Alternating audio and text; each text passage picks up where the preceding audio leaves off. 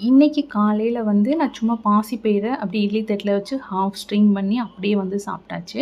மதியத்துக்கு வந்து கர்ட் ரைஸும், பாகக்காய் வறுவலும்.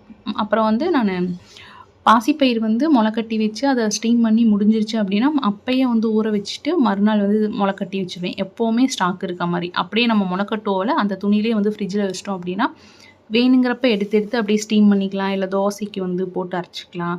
எப்படி வேணாலும் வந்து பண்ணிக்கலாம். அப்படியே வந்து மொளக்கட்டினத வந்து பச்சை பயிறு குழம்பு எது வேணாலும் வந்து பண்ணிக்கலாம். லைட்டா வந்து இட்லி தட்டில வச்சு ஸ்டீம் பண்ணுறப்ப மேலே லைட்டா உப்பு தூவி விட்டிங்கன்னா, நல்லா உப்பு பிடிச்சுக்கும்.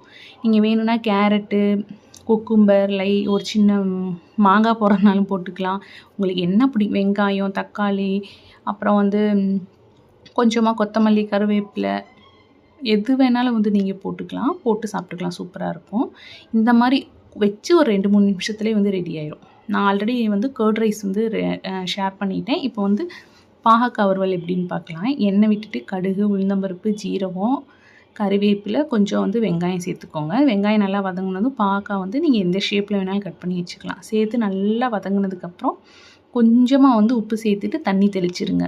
சிம்லேயே வச்சுட்டிங்கன்னா நல்லா வெந்துரும். இந்த டைமில் வந்து வீட்டில் அரைச்ச மிளகாத்தூள், தனி மிளகாத்தூள், கொஞ்சமா வந்து பெருங்காயத்தூள், அப்புறம் வந்து மிளகுத்தூள் சேர்த்து லாஸ்ட்டாக நெய் சேர்த்துட்டிங்கன்னா சூப்பரா இருக்கும்.